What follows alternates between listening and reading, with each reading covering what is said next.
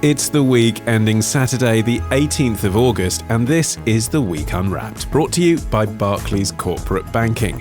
In the past 7 days, we've seen a bridge in Italy collapsing, a man crashing into cyclists outside the Houses of Parliament, and British universities clamouring for students as reformed A-levels take their toll. But we're here to bring you some of the stories that passed under the radar this week. Big news not making headlines right now, but with repercussions for all our lives. I'm Olly Mann. Let's unwrap the week. And joining me today from the Week's digital team are Holden Frith, Rebecca Gillie, and from the Week Junior, available in all good newsagents, it's Felicity Capon. And you get to start the show this week, Felicity. What do you think this week should be remembered for? Was this the week we realised that Islamic State is down but not out? Islamic State was one of the most powerful terrorist organisations the world has ever seen.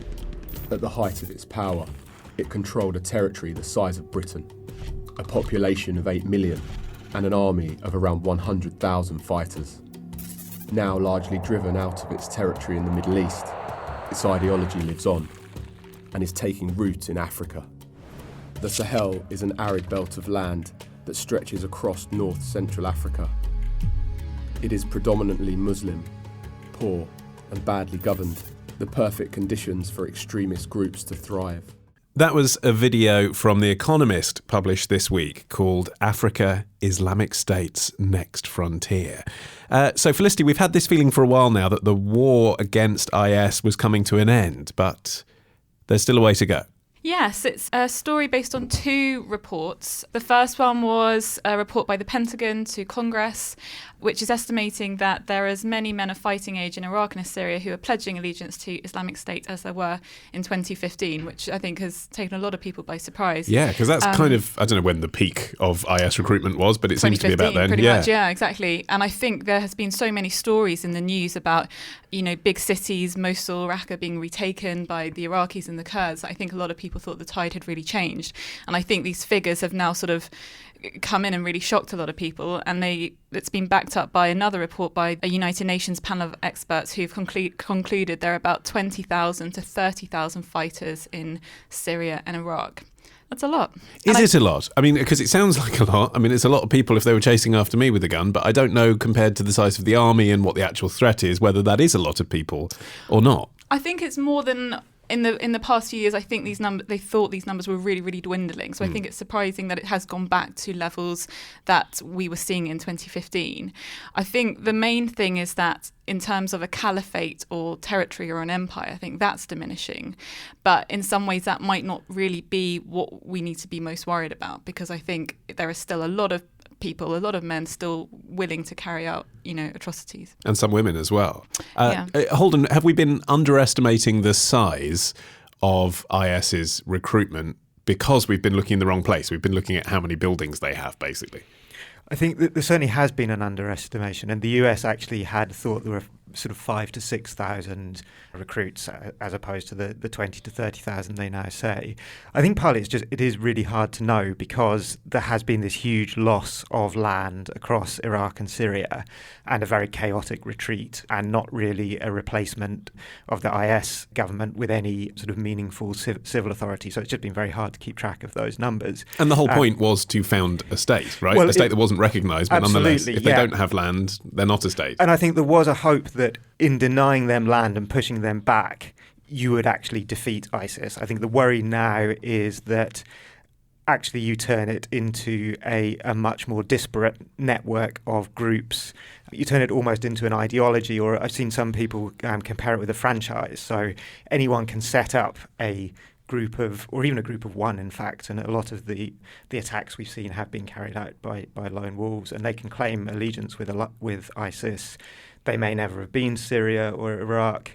It's an ideology they've tapped into online. And so it has this sort of metastasizing effect. And so, Rebecca, that is the crucial difference, I guess, between this wave of Islamic fundamentalism and Al-Qaeda.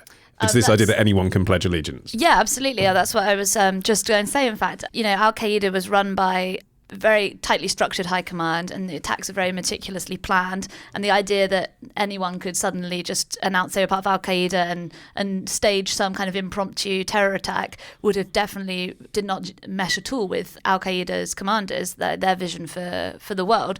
But the inspiring thing, from the perspective of an extremist about ISIS is that, frankly, they said they were going to establish a caliphate, and then they did. Al-Qaeda did stage horrific attacks, obviously 9/11 being the most famous one, but they never did establish a caliphate. And I think what has really inspired people is that, as Holden said, anyone can pledge allegiance, anyone can carry out the attack and say they're part of ISIS, and so it really does spread very rapidly and very easily. It has meant, though, that those attacks have been, although lethal, they've been on a smaller scale than the sort of attacks that Al-Qaeda mounted.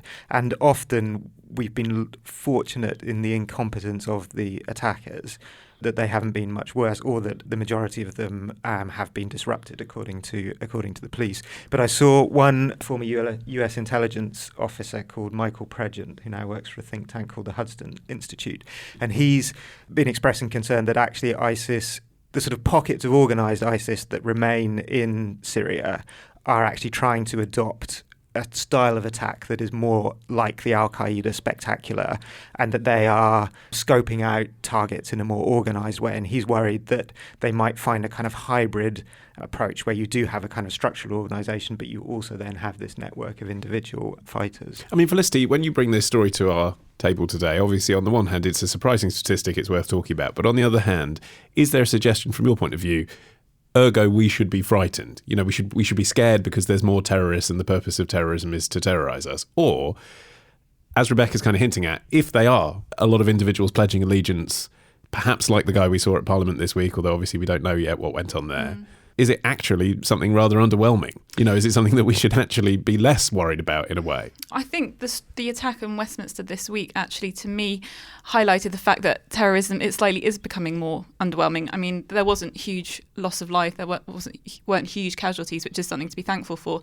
But I also felt like it didn't really penetrate through in the way that attacks have done in the past. I mean, there was no distinction in the modus operandi between someone just having a breakdown, flipping out and deciding to drive down the wrong way of the road, and someone committing a mass atrocity. Or the accident that happened at the Natural History Museum last year, where there was the fears that it could be a terrorist attack, but actually I think it was a medical incident. Somebody had a heart attack at the wheel, and if you can't quite tell what's a terrorist attack and what isn't, that suggests that the attack hasn't really fulfilled its purpose. But I think the situation in Europe is also worth talking about, because I think there was a big fear that as Islamic State's territory in the Middle East crumbled, you would see a big migration of fighters coming to Europe, and I don't think that actually has materialised. So in terms of a fear of greater attacks on our streets or in France or across the rest of Europe, I don't think we need to be quite so worried about that. I think it's just more being aware that the threat hasn't really gone away. And I think, like Rebecca was saying, I think the high command thing has definitely changed. Their leader, al-Baghdadi, is supposed to be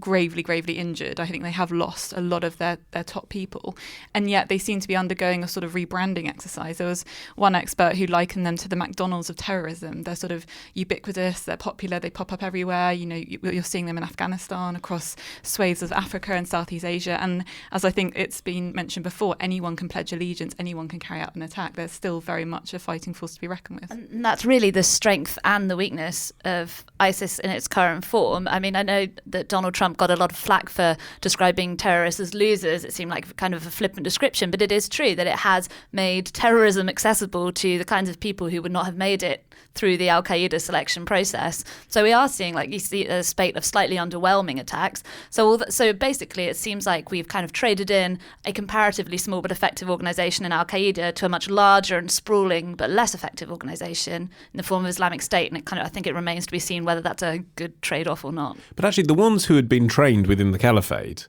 those guys, if they got caught, they died, didn't they? They'd take the bullet. That was the whole point. They'd been completely brainwashed and immersed in fighting for IS. It seems like the generation of people that you're talking about, to use a different word than losers, perhaps people with nothing left to lose. It's putting a spin on the same thing, really, isn't it? But people who say, right, well, I've got nothing left to lose, so I might as well try something. They're not giving up their lives. They're committing, as we've said, sort of slightly underwhelming terrorist attacks and then being arrested. So they don't seem to have the same commitment, actually. Or the same sense of purpose in that, one of the things that made the IRA, it had a political purpose, and it also had a very highly structured sort of military-based hierarchy, really. And it meant that if you had an expert bomb maker, which they did have many of, they would not risk those people by putting them out. They weren't suicide bombing, but even so, that it wouldn't be the bomb maker who carried the bomb to its destination. It would be relatively low-level people. Al-Qaeda would have expert bomb makers who would then recruit much lower level people to send out on the suicide mission. Whereas if you look at the Manchester attack, I saw analysis afterwards saying the reason that the threat level was immediately raised and there was a huge manhunt was the feeling that no group would allow its bomb maker to carry the bomb to its final destination, because then that renders them, that it means it's a one-off attack, whereas you would want to preserve that expertise. It's not an easy thing to do. The fact that he blew himself up shows that there was no strategic thinking there. This was just one person on a solo mission. And obviously that can be devastating, but it doesn't have the same kind of overall level of terror that could be waged by a much more organised and structured organisation. I mean, what it comes down to is the kind of age-old question of whether you can defeat an idea. Our leaders, the leaders in the West, have talked about defeating ISIS as if you can defeat them because they were talking about the buildings, but they weren't talking about the idea. You can't defeat, can you? An anti-Western idea. And in fact, the more you try to, the more likely it is that they're going to want to not be defeated. I think that's true, but I do think the military defeat of the caliphate will have reduced the appeal of that idea. I think there was a lot of rivalry between Al-Qaeda and ISIS over the idea of the caliphate. Al-Qaeda had the idea of the caliphate as a long-term goal. The fact that ISIS, as you say, just came out and did it meant that they attracted a huge amount of attention and it was a big propaganda victory for them. Their defeat was a real and a propaganda defeat. And although the idea lingers on, I do think it has for the people who might be attracted to it, the shine has come off it because it's so evidently failed. There must be practical implications too with losing the caliphate, because in terms of their revenue, they were relying on oil, weren't they? And that must now have disappeared. I think I read somewhere that Islamic State still has a central fighting fund worth several $100 million, but presumably that must be dwindling, because I thought oil was what was keeping them going. But I do think it's interesting that I think the Times made the point that when this report was released by the Pentagon, there was no reason why the Americans would in any way exaggerate the strength, because if anything, it highlights the weakness of the coalition in trying to, get rid of Islamic State. Okay, Rebecca, you're up next this week. What do you think this week will be remembered for? If you think £3 is extortionate for a coffee, don't go to Venezuela. Amid the crisis, Venezuelans are getting creative to try and survive day to day. Some fishermen have turned to bartering fish for flour, rice, and cooking oil. Because food supplies don't arrive, we have to exchange the fish with people who come here. Tourists even come who bring food to exchange for fish because we don't have the cash. CNN's Paula Newton reporting from Venezuela this week. What's the story, Rebecca? So, flippant intro aside, the situation in Venezuela is pretty dire. Basically, its economy has crumpled in on itself since 2014 because the price of oil has gone down. The economy is pretty much entirely dependent on that. The country's also under some pretty heavy sanctions, which makes it difficult for it to get any other kind of revenue as well. So there's electricity shortages across the country, water shortages we're seeing now as well. Inflation is set to reach 1,000,000%, which is, kind of the level where it just becomes insane. Wow. Okay, so your reference to a cup of coffee. Yeah. How much is a cup of coffee? You're talking several million bolivars. Wow. Yeah, and so the problem is that the people who are still coin. Then. Yeah, I know. The people who are still in work in Venezuela, two salaries cannot sustain a family for more than a few days at a time. Cafe owners and supermarkets are changing their prices day to day. The whole situation is just completely out of control, and 2.3 million people have fled Venezuela, most of them to neighbouring South American countries. Okay, does sound like a big story if you're in Venezuela. Holden, remind us how hyperinflation works. Thank you, Ollie, for that. Well, the economic problems in Venezuela started under Chavez, but really accelerated under Maduro. He felt insecure in his power, and so he started trying to buy loyalty through a program of embezzlement and patronage, really, following the sort of Robert Mugabe model with similar results. It really came to a head when the economy faltered as a result of all of this theft and corruption, and he was struggling to make benefit payments, and at that point started to worry about a popular uprising. So in order to make these payments, he started printing money. That obviously devalues the currency, and then you end up in this spiral of inflation where prices are rising, people are demanding higher wages in order to pay for those prices, and it ends up like a cat chasing its tail. And Felicity, what he's done in response to that this week regarding currency is in itself quite interesting, isn't it? Well, I've read that he planned to alleviate inflation by issuing new banknotes with the last 3 zeros lopped off. Mm-hmm. 5 zeros, apparently. Oh, which... Going up. Yeah, I feel don't like think you that's can keep a up with it. cosmetic change which isn't really going to solve. Yeah, so no, basically, if you have 100,000 bolivars, you'll be able to trade them in for one new bolivar, which seems like quite a simplistic approach, which probably isn't going to solve the problem. There's been a lot of calls for Venezuela to adopt the dollar, Which is what Zimbabwe had to do, didn't they? Yeah, which would have the effect of stabilising the situation, but obviously for Maduro would be a significant ideological compromise, which he'd Yeah, so I mean, in take. Zimbabwe, the dollar was kind of an unofficial currency anyway, as it is across most of Africa. But in Venezuela, it runs contrary to their entire political belief. But there is a huge black market of foreign currency, mostly the dollar. And the other thing that Maduro is introducing is cryptocurrency. Yes, now that's what I was referring to. Regular listeners will know, tend to get very excited when the word cryptocurrency is mentioned. But in this instance, I do find this very interesting. Yes, so basically, we don't know the full details yet. They're coming out on the 20th of August. But the Petro, which is the state-sponsored, if you like, cryptocurrency of Venezuela, is going to be introduced as a second national currency. And obviously, the majority of people are not going to have the means to trade in it, and use it to buy groceries, etc. But the oil industry is going to be kind of like oil prices are going to be pegged to the petro as well as to the bolivar, and apparently there's going to be some kind of system for state employees to choose to receive their salary in petro rather than It's fascinating, isn't it? What's the benefit? Is it to avoid international sanctions? Well, that was the original intent. A lot of analysts said when the cryptocurrency was first introduced. But in March, Donald Trump announced that the US would also be banning transactions in petro. So it certainly won't be going around US sanctions. It may be a way, to some extent, of getting foreign currency reserves, because you can buy petros with US dollars. So, and Trump has said that if you do that, you will be breaking US sanctions.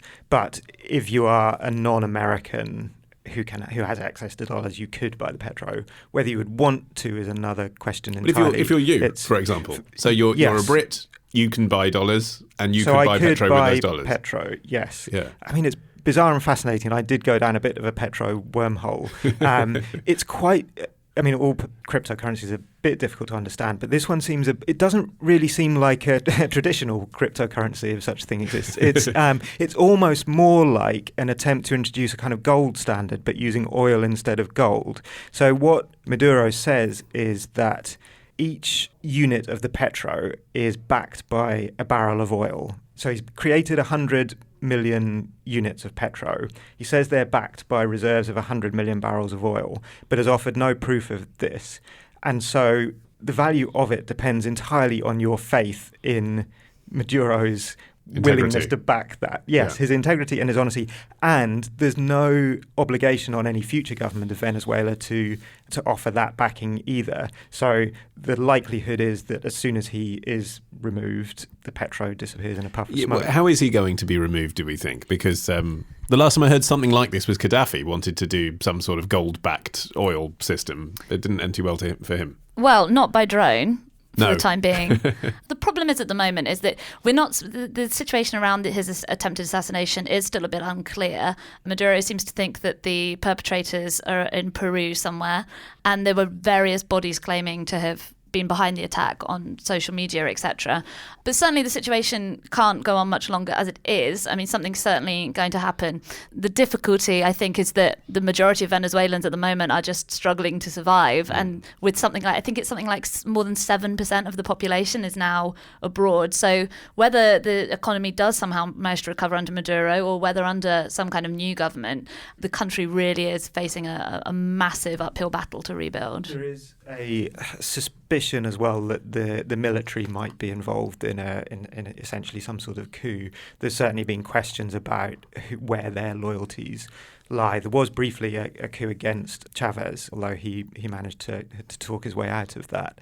But it certainly feels as if a viable alternative came to light, the military would certainly back that and may be tempted to take things into their own hands sooner. And I think history shows that governments who introduce hyperinflation are rarely the ones who get rid of it again. I think it's going to be the case that he will be gone in some way or another. And just briefly, can someone explain the oil price thing to me? Like, you're all saying, oh yeah, the oil price crashed, like that's the thing. But here, I mean, the cost of fuel at the pump has gone up consistently. So why aren't we getting cheaper oil if that really is the case? It has been edging up over. So what really prompted it was when oil prices fell from, they were at about, I think they reached about $120 4 years ago now.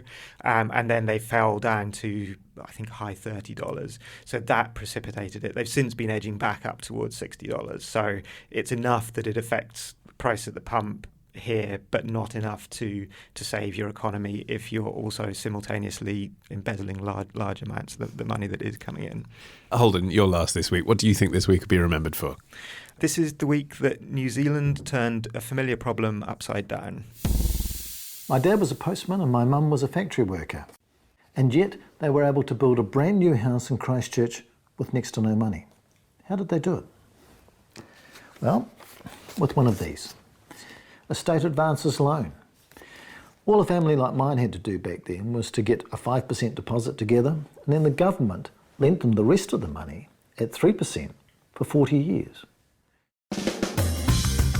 To any New Zealander under the age of 30, the idea that a government might borrow on its own assets to house its citizens may seem unbelievable. And yet that's what consecutive Labour and national governments did from the 1930s to the late 1960s. Governments driven by the belief that home ownership was the key to a healthy society and a stable democracy. Documentary maker Brian Bruce on the house building boom of the 20th century in New Zealand. Holden, what's going on in the 21st century in New Zealand then? This Wednesday, New Zealand's Parliament passed a law which bans most foreign buyers from purchasing property in New Zealand. Sounds nuts. Tell us more. It's an eye-catching response to what probably to us sounds like a familiar problem. So property prices in New Zealand have risen by 60% in the past decade, and home ownership has fallen to the lowest level in 70 years.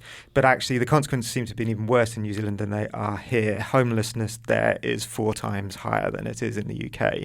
So there's been pressure for the government to do something about this, and New Zealand elected a new left-wing government last year. And its response has been to blame a number of different groups, actually. Partly, and most headline-grabbingly, it's been very rich, mostly American buyers, often from Silicon Valley, who have gone over to New Zealand, invested in what the Daily Telegraph calls luxury doomsday boltholes. Okay, we're going to have to explore this phrase. Who wants to pick this up? Felicity, what's a luxury doomsday bolt hole? Well, this story is just mad. So these billionaires are apparently buying properties in New Zealand because they are seriously worried about Armageddon and think that somehow... These are the people that have created these harmless social networks we're all enjoying. Yeah. And think that if Armageddon is coming their way, they want to be in New Zealand and have these huge, great properties there. Why? Fresh air? I can't really work that out. Out of the jurisdiction of Donald Trump? What's the appeal? I couldn't really work that out from the articles. The only thing I could guess at is that New Zealand is so remote that if nuclear war kicks off, that you can get there. But my point is that if you were in San Francisco or London in a business meeting when Armageddon happened, could you get to New Zealand in time? Probably not. So I'm not quite sure about this. Some of these people do have private jets fueled and ready to go at a moment's notice, and they're literally waiting for the 4-minute warning, and then they'll jump on their planes. And I'm going to buy some petro, and I'm going to buy some shares in Air New Zealand. That's what I'm learning. How worried should we be about Armageddon? This is kind of freaking me out. These people are worried, and I wonder if it actually is to do with, especially on these software engineers, product developers. These are people who spend their entire lives tinkering with code, looking at ways to make tiny incremental improvements that give them control over a huge amount. They're reducing risk all the time. And then when they step out into the outside world, it just this sort of lack of control and the fact that they've got huge amounts of money means they're essentially trying to buy themselves immortality.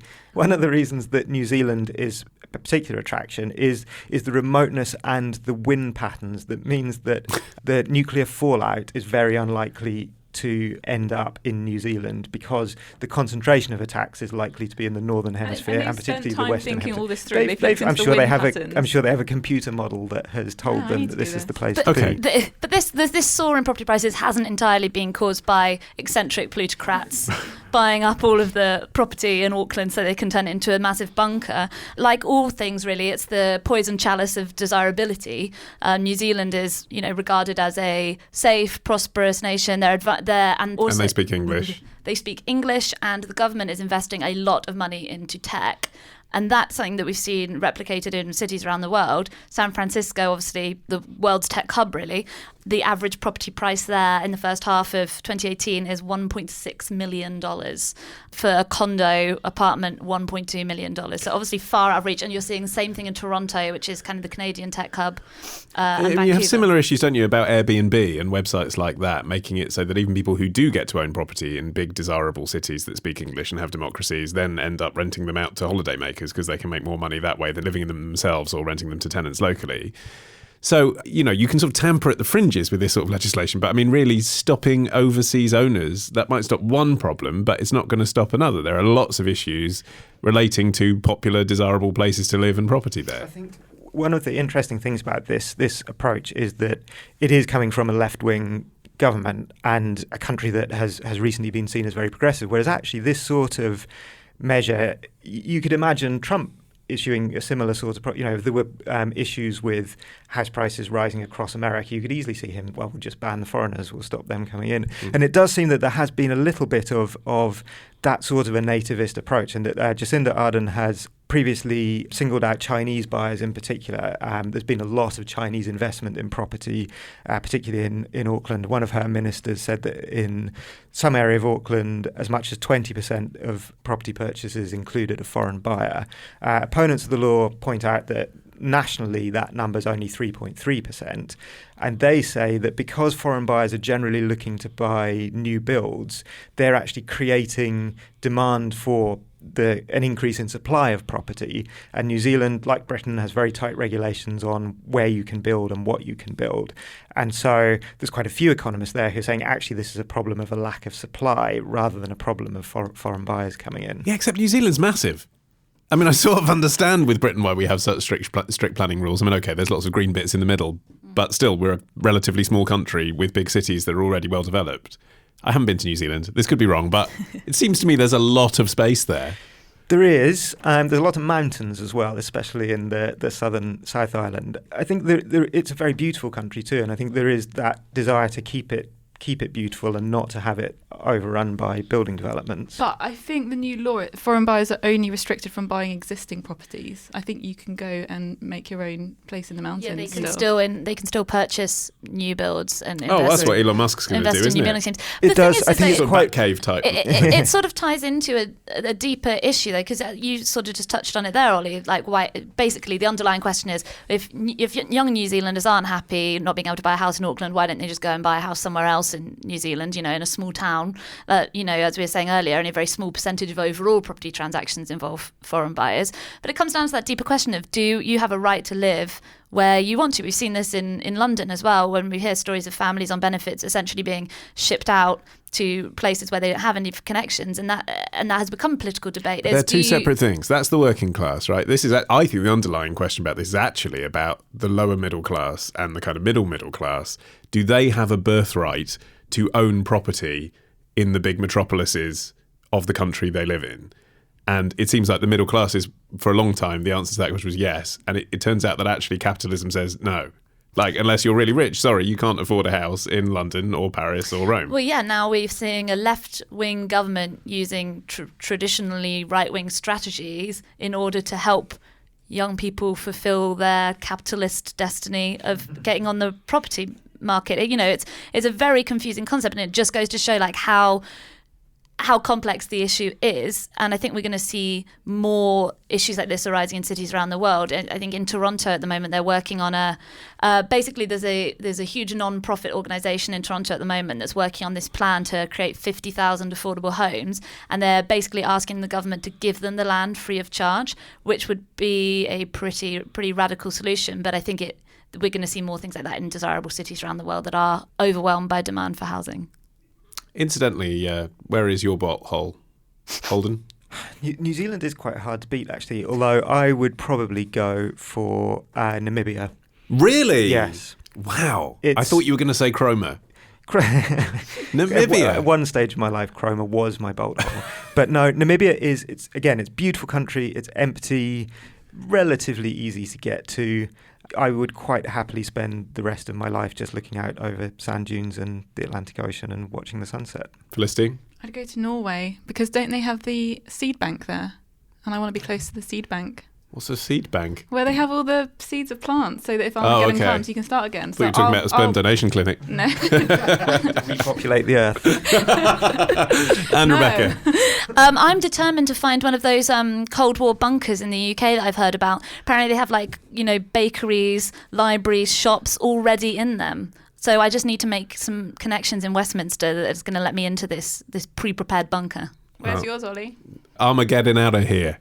That is it from this edition of The Week Unwrapped. My thanks to Holden Frith, Rebecca Gillie and Felicity Capon.